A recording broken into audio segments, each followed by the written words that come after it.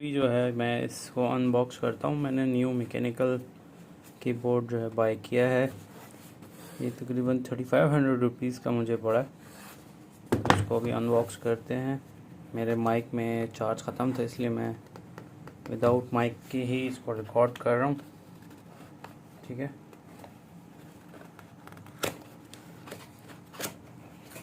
तो ये भाई हमारा कीबोर्ड है। RGB रेड, ग्रीन और इस तरह की लाइट्स हैं और 24 इस तरह इसके फंक्शन हैं, मतलब कलर्स है ना।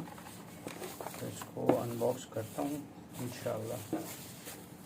ये भी स्टील बॉडी है इसकी, मस्त मैकेनिकल कीबोर्ड है फुल।